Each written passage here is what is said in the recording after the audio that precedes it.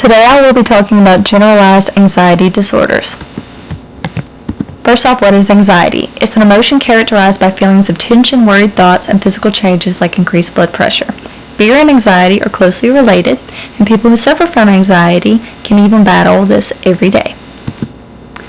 What is GAD? It's an anxiety disorder that involves experiencing intense and non-specific anxiety for at least 6 months, in which the intensity and frequency of worry is excessive and out of proportion to the situation.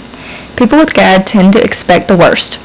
In fact, just the possibility of experiencing anxiety makes a person feel more anxious as a whole whenever they have GAD. It's just an endless cycle.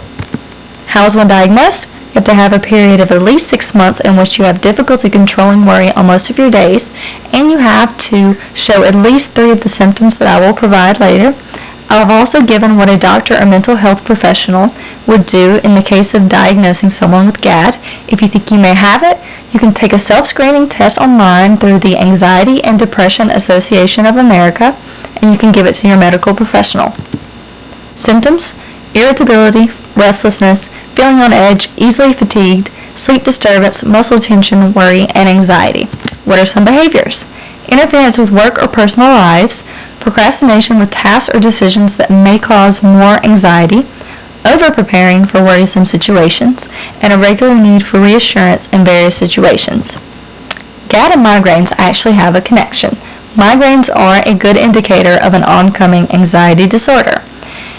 Anxiety can prompt the release of adrenaline, which is a migraine trigger.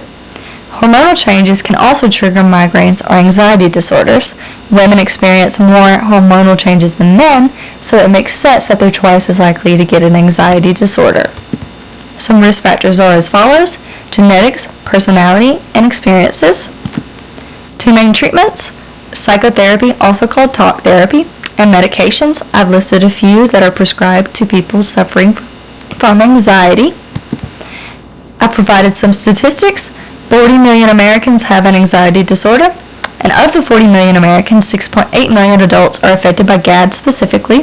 However, only 43.2% of them are receiving treatment. I've also provided some famous people who suffer from GAD, so you know that it can happen to anyone and you are not alone.